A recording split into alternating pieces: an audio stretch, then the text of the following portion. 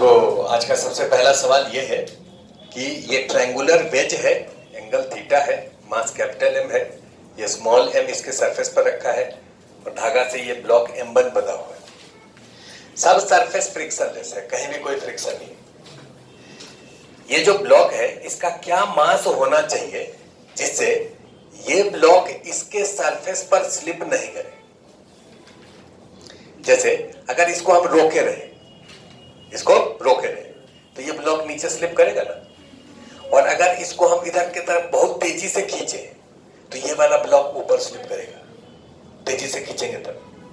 अभी हम कह रहे हैं कि ये जो ब्लॉक है उसको कितने से खींचें, क्योंकि ये ब्लॉक लगा है मतलब इसको इधर की तरफ खींच रहे हैं, तो इसका कितना एक्सेलरेशन इधर की तरफ हो जिससे कि ये ब्लॉक इसके सरफेस पर स्लिप नहीं करे।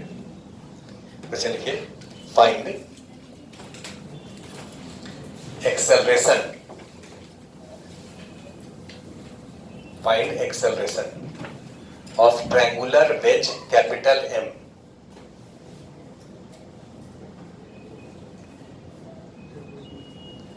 find acceleration of triangular wedge capital M and mass M1 such that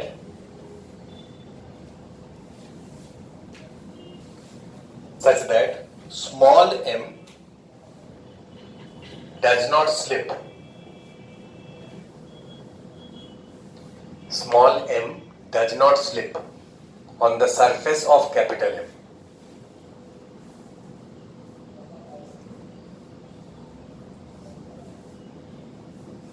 On the surface of capital M.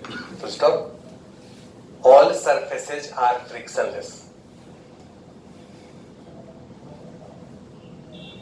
All surfaces are frictionless. Draw कर लीजिए।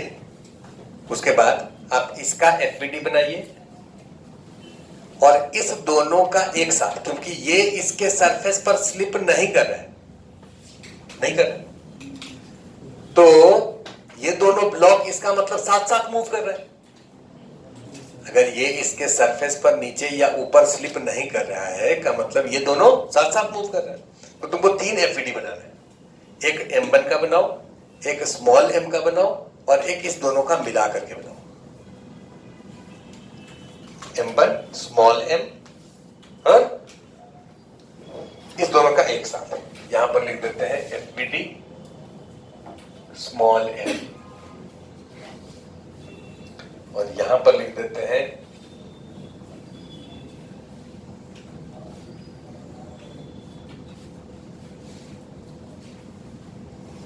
FVD small m plus capital M। और ये तो small m अलग है, FVD of M1। 3 FVD आपको बनाना है अगली बार से। चलो यहां देखो, हम लोग स्टार्ट कहां से कर रहे हैं, यहां से देखो ध्यान से। इस पर नॉर्मल किधर, हाँ, tension mg kx, ground frame में 5 ही फोर्स होता है। स्मॉल m पर आते हैं, नॉर्मल ऊपर नहीं, प्लेन के परपेंडिकुलर। n लिखो, n1 लिखो, r लिखो, कुछ भी लिख सकते हो, n लिख सकते हो। नॉर्मल के बाद mg kx pseudo force, ground frame से बना रहे हैं तो नहीं लगेगा, बच गया। टेंशन नहीं लगेगा, 5 ही होता है ना, फ्रिक्शन तो है नहीं, ऑल सरफेसेज आर फ्रिक्शनलेस। इसका FVD हो गया।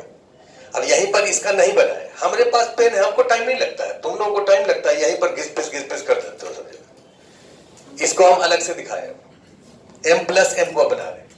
किसका, m प्लस m का बाउंड्री जब देखेंगे तो ये इस पर नॉर्मल लगाएगा, ये भी इस पर नॉर्मल लगाएगा, लेकिन वो तो इंटरनल होगा। इंटरनल फोर्स को FVD में नहीं लिखते। इसका बाउंड्री ये है, इस बाउंड्री में नॉर्मल कहां लगेगा, एक ही जगह, केवल यहां पर। ये नॉर्मल नहीं लिखाएगा, बोलो समझ आया? तो यहां पर नॉर्मल लिख देते हैं। टेबल इस पर लगा रहे हैं, इसका नाम चेंज करेंगे, इसका नाम n है तो इसका नाम n नहीं लिखेंगे, r कर देते हैं, तो यह नॉर्मल हो गया। उसके बाद mg, ये दोनों ब्लॉक अगर साथ साथ मूव करता है तो एक ब्लॉक उसको मान सकते हैं और दोनों का मिला करके m प्लस mg लिख सकते हैं, या इसका mg लिख दो और इसका mg लिख दो, ऐसे लिखो या m प्लस mg लिखो, दोनों बात देखिए, ठीक है। तो इसका वेट हो गया, r हो गया। आगे चलिए, फ्रिक्शन नहीं लगेगा, यहां तो फ्रिक्शन है नहीं, और kx नहीं लगेगा। इससे धागा कहीं कनेक्टेड है, देखो ना ध्यान से, देखना यहां है, ड्रॉ यहां करना है, यहां कनेक्टेड है ना जी, तो यहां टेंशन ऐसे लगेगी। अब एफपीडी कंप्लीट हो, इसका एफपीडी बनाना है, ध्यान से देखो इसको एफपीडी ड्रॉ यहां करना है, लेकिन देखना यहां पर है, एक सरफेस यहां कांटेक्ट में है, एक सरफेस यहां कांटेक्ट में, इसका सरफेस इस पर नॉर्मल n लगाया है, इसका भी इस पर क्या लगाएगा, n लगाएगा, ये देखो ऐसे। टेबल का सरफेस इस पर नॉर्मल ऊपर लगाएगा, ये देखो ऐसे। इसका नाम क्या लिखेंगे, r, ये यहां r लगा है तो वहां भी r ही लगाएगा, सेम ही तो है, तो दो जगह नॉर्मल हो गया। फ्रिक्शन नहीं, धागा कहां कहां कनेक्टेड है, कौशल एक जगह से, तो टेंशन लग गई। और mg और kx नहीं लगेगा, इसका एफपीडी होगा। एफपीडी बनाने के बाद दूसरा स्टेप क्या है, एक्सेलरेशन लेट करना।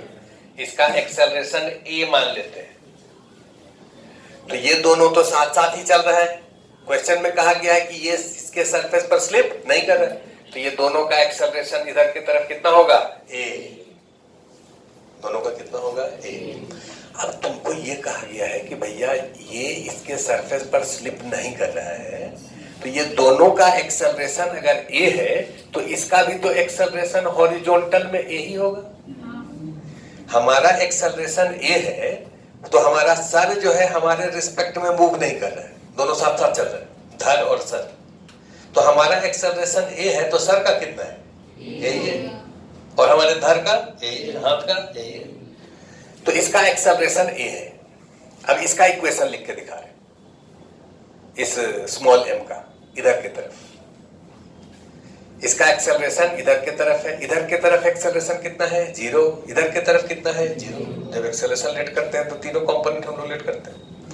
इधर की तरफ इक्वेशन लिखेंगे, बोलो इधर की तरफ फोर्स n का कंपोनेंट, हमेशा तुम लोग जब देखो mg को इधर इधर तोड़ देते हो, ब्रेक कर देते हो, और भैया आपको कंपोनेंट mg का तो इधर 0 होगा, तो इसको हम इधर ब्रेक करके क्या करेंगे, हमको तो इधर ब्रेक करना है।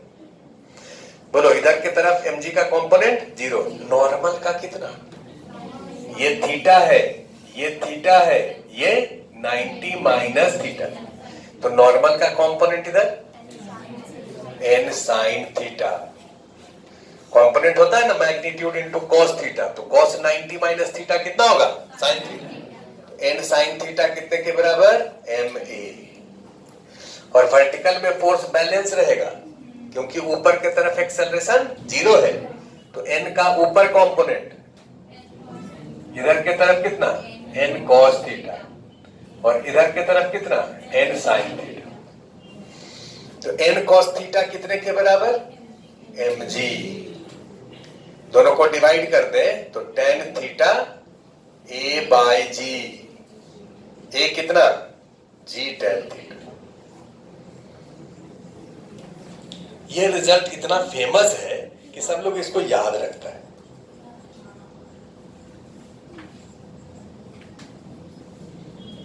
क्या रखता है, याद। अगर किसी ट्रायंगुलर वेज पर कोई ब्लॉक है और तुमसे पूछें कि इस वेज का इधर कितना एक्सेलरेशन होना चाहिए जिससे कि ब्लॉक स्लिप नहीं करे, तो आंसर है g tan थीटा। तो इसका एक्सेलरेशन इधर की तरफ निकाल लिए, जितना इसका होगा उतना ही इसका भी होगा। हमारा दूसरा m क्या था, दो क्वेश्चन था इसमें, एक तो एक्सेलरेशन निकालना था ट्रायंगुलर वेज का, और दूसरा क्वेश्चन था कि इसका क्या मास होगा।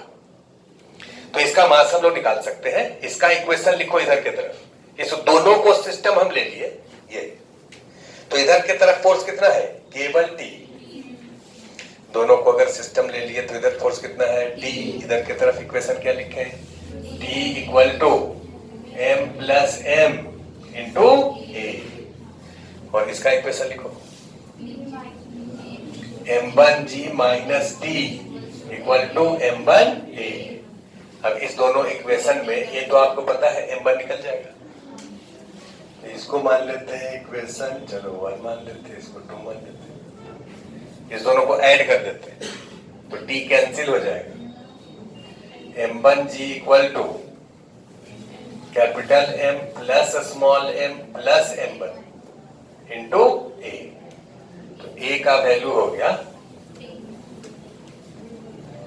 अच्छा ये तो दिया हुआ है ही,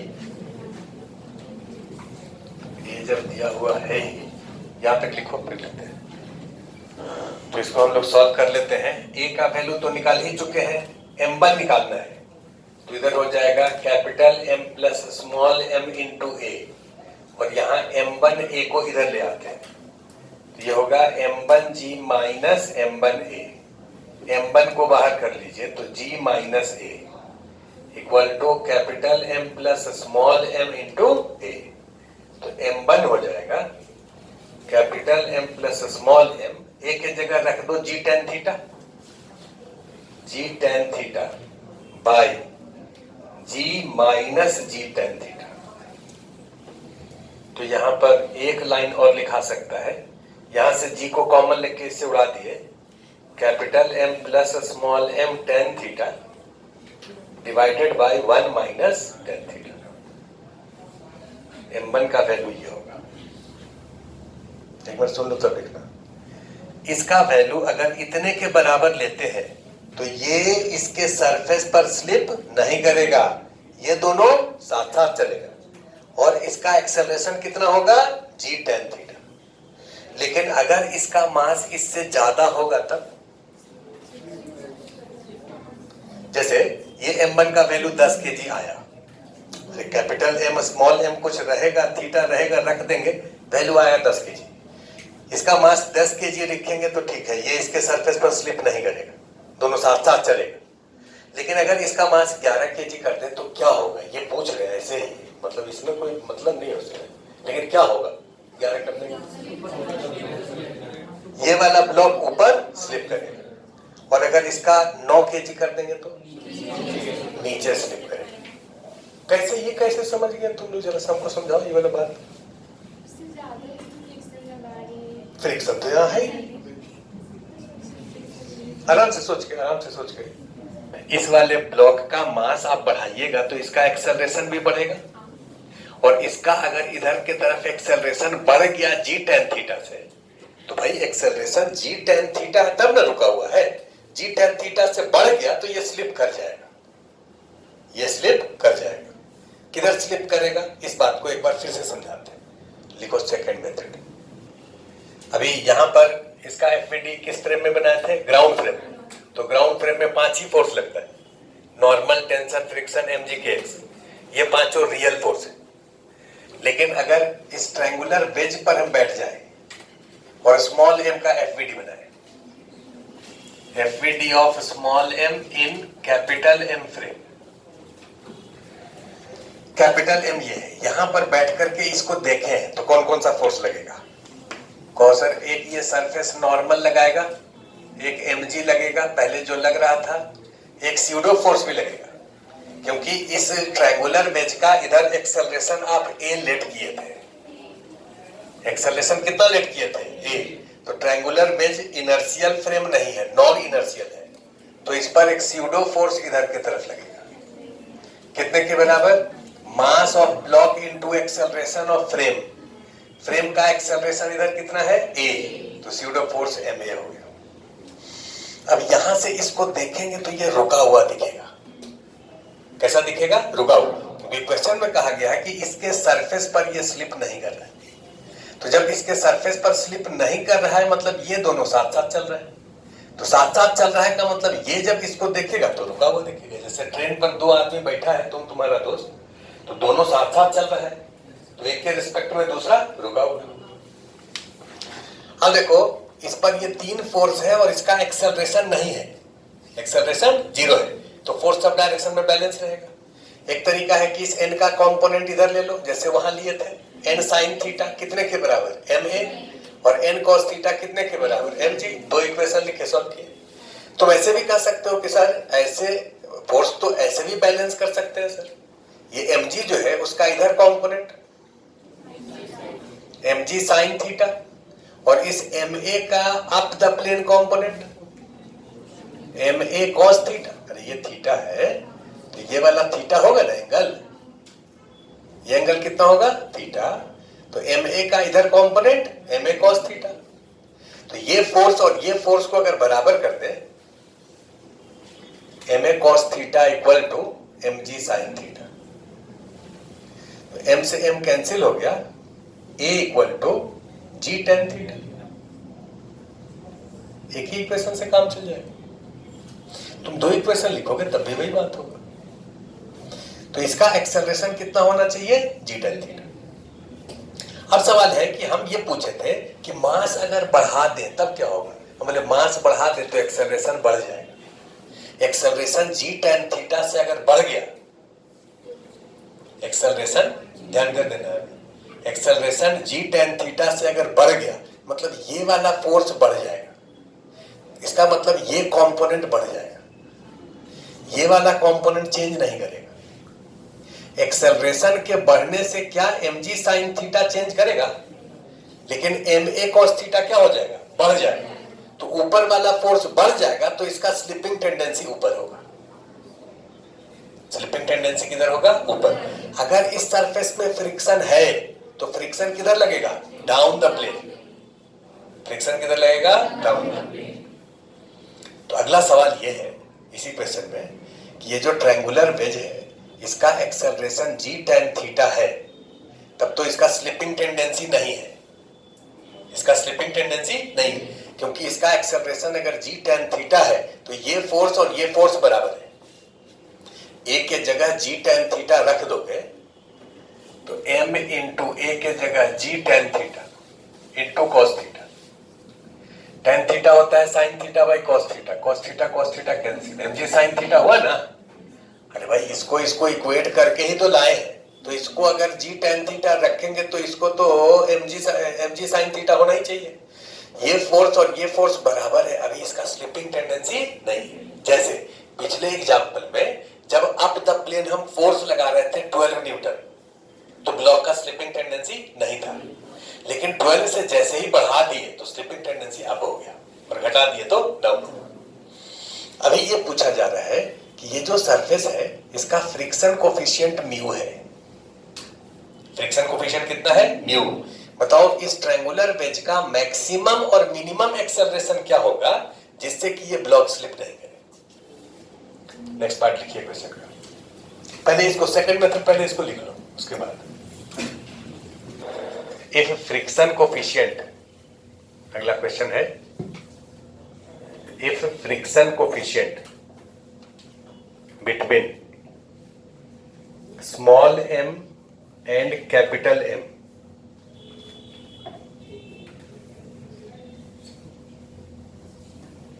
small m and capital M is mu. Find maximum and minimum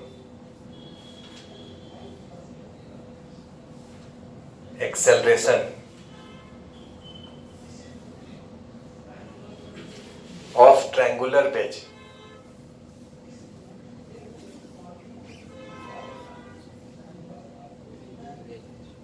acceleration of triangular wedge such that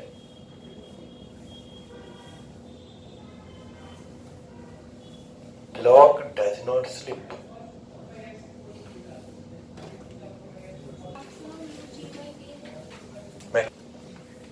कि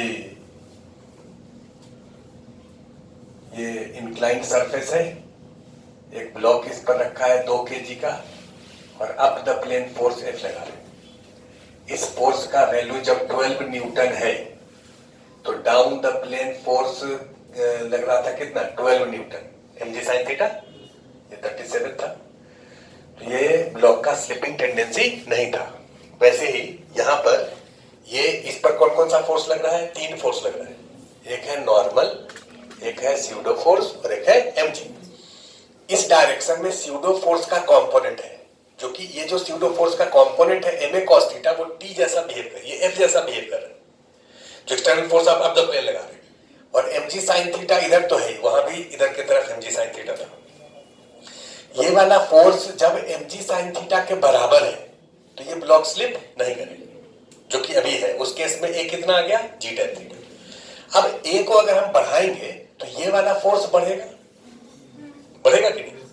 जैसे यहां पर हम f को बढ़ाएंगे तो ये वाला फोर्स बढ़ेगा, इसका स्लिपिंग टेंडेंसी अप होगा, फ्रिक्शन डाउन लगेगा। और अगर पूछे f का मैक्सिमम वैल्यू क्या है, तो friction down the plane maximum होना चाहिए। Friction down the plane maximum. तो यहां पर हम कह रहे हैं कि इस ए का मैक्सिमम वैल्यू क्या है? तो या ए जब मैक्सिमम होगा तो स्यूडो फोर्स मैक्सिमम होगा, उसका इधर की तरफ कंपोनेंट मैक्सिमम होगा। ये जब मैक्सिमम है तो इसका स्लिपिंग टेंडेंसी किधर है? Up the plane. तो इस पर फ्रिक्शन अगर है, जो कि फ्रिक्शन कोफिशिएंट इसका म्यू दिया हुआ है, वही तो निकालना है। तो सॉरी, फ्रिक्शन कोफिशिएंट म्यू दिया हुआ है, तो इस पर फ्रिक्शन फोर्स किधर लगेगा? Down the plane. कितने के बराबर? एफ मैक्स के बराबर। डाउन द प्लेन कितना लगेगा? F max. अब हम लोगों को ए निकालना है, जो ए आएगा वो मैक्सिमम एक्सेलरेशन होगा। तो हम लोग कह सकते हैं ये जो एफवीडी है, FBD of small M in capital M frame, कब? For maximum acceleration. ये एफवीडी किसके लिए है? मैक्सिमम एक्सेलरेशन के लिए। और अगर मिनिमम के लिए हम लोगों को एफवीडी बनाना हो तो पहले मैक्सिमम के लिए बनाए हैं ना, अब कैलकुलेशन कर लेते हैं, तब मिनिमम के लिए बनाएंगे। तो एक बार कैलकुलेशन देख लो। ये वाला ब्लॉक क्या अभी स्लिप किया है? इस पर नहीं किया है, क्योंकि आपसे कहा जा रहा है कि मैक्सिमम निकालना है जिससे स्लिप नहीं करे। ये just on the verge of slipping है। जैसे ही थोड़ा सा इसको बढ़ा देंगे अब स्लिप कर जाएगा। तो बोलो इस पर फोर्स इस डायरेक्शन में बैलेंस रहेगा, तो down the plane force equal to up the plane force. Up the plane force कितना लिखे? M A cos theta, down the plane m ji sine theta plus mu into N. F max कितने के बराबर? और N का value कितना है? M जी sine theta plus mu into N कितना है? एन कितने के बराबर है? ये जो n है, इस mg का इधर, चूंकि ये जो ब्लॉक है वो इस डायरेक्शन में मूव नहीं कर रहा है, ये ब्लॉक इधर भी मूव नहीं कर रहा है, इधर भी मूव नहीं कर रहा है। यहां से बैठ करके तुम देख रहे हो तो ये अभी तक रुका हुआ है। तो इस डायरेक्शन में फोर्स आप बैलेंस कर दिए। इस डायरेक्शन में जब फोर्स बैलेंस करोगे तो n का वैल्यू क्या लिखोगे? n is equal to mg का इधर कॉम्पोनेंट mg cos थीटा और ma का इधर component ma sin theta. ma का इधर है ma cos थीटा, इधर होगा ma sin थीटा। तो नॉर्मल केवल mg cos थीटा नहीं होगा, mg cos theta plus ma sin theta. Normal की जगह लिख देते हैं mg cos थीटा प्लस। अब ये इसके बराबर है तो m तो कैंसिल हो जाएगा। देखो m कैंसिल हो जाएगा, हम लोगों को a निकालना है। तो a cos theta is equal to m cancel हो गया, g sin theta plus mu g cos theta plus mu a sin theta. अब हम क्या करते हैं, इसको इधर ले आते हैं। a कॉमन हो गया, cos theta minus mu sine theta equal to g sine theta plus mu cos theta. तो a का वैल्यू हो गया g sine theta plus mu cos theta by cos theta minus mu sine theta. ये जो acceleration है ये maximum acceleration है। This is maximum acceleration. अगर इससे ज्यादा एक्सेलरेशन करोगे तो अब ये ऊपर की तरफ स्लिप कर जाएगा। जैसे वहां पर f का वैल्यू 20 से ज्यादा करोगे तो वो ऊपर की तरफ स्लिप कर जाएगा। देखिए FVD फॉर मिनिमम एक्सेलरेशन यहां बना रहे हैं। FVD फॉर मिनिमम एक्सेलरेशन किसका? स्मॉल m का। किस फ्रेम में? In capital M frame.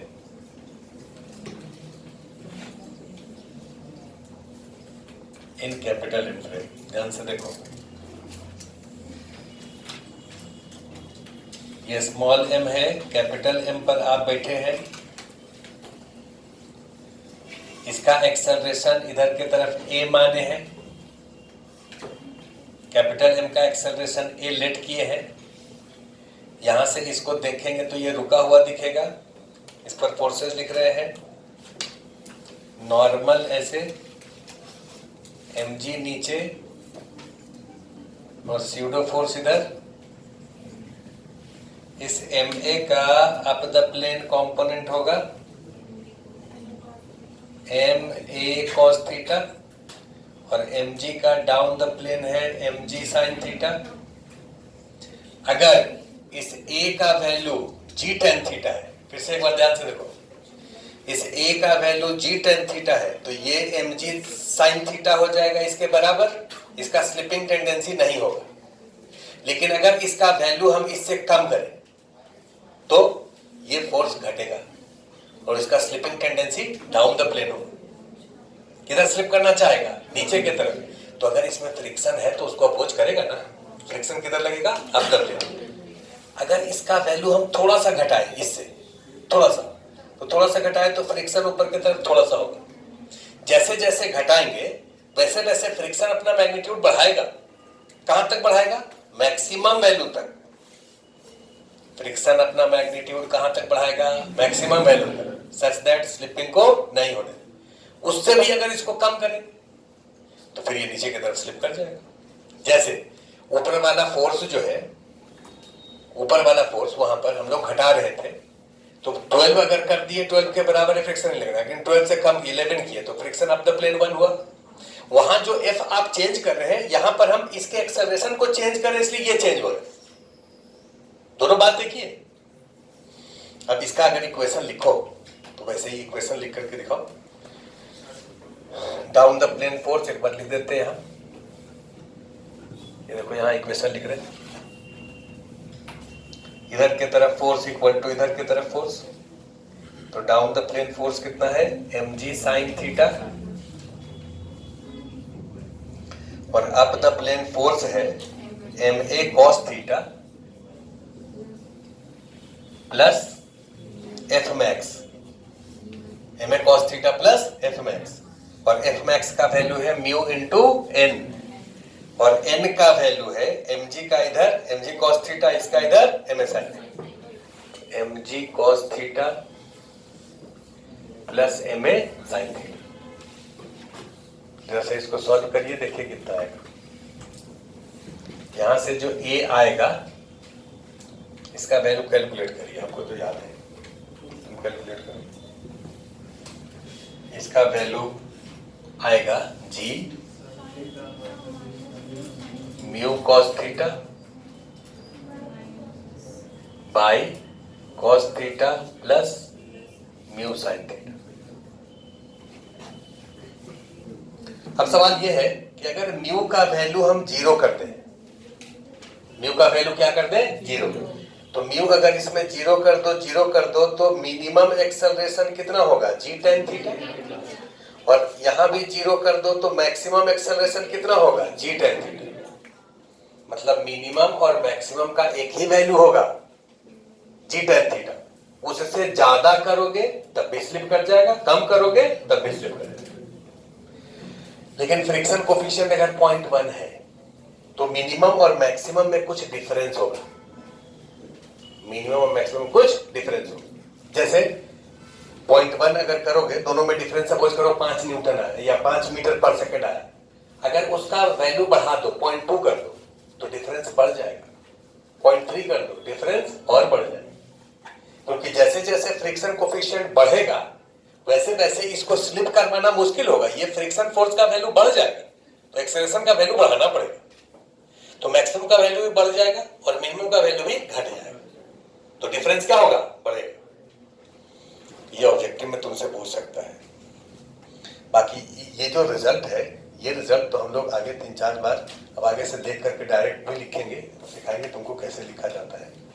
लेकिन इस क्वेश्चन में हम ये डिस्कस करके तुमको दिखाए कि फ्रिक्शन अपना डायरेक्शन चेंज करता है।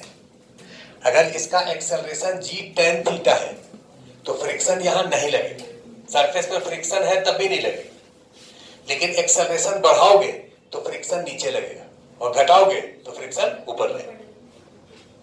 तो फ्रिक्शन डायरेक्शन चेंज किया ना।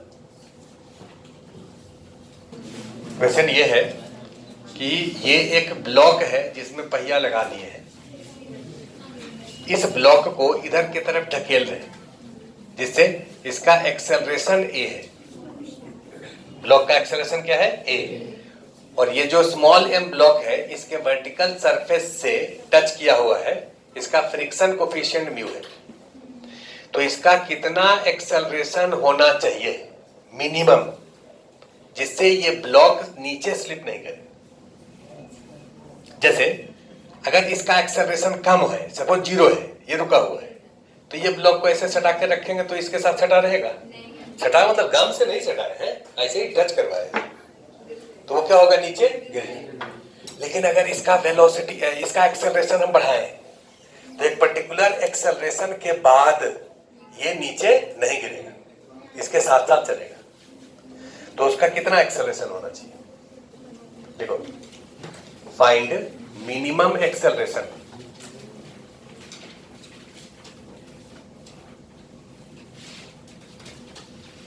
Find minimum acceleration of capital M block, इसका नाम कैपिटल एम लिख देते, capital M block, such that small m does not slip, small m does not slip on its vertical surface। आप ऐसा करिए, ये स्मॉल m का FBD बनाइए,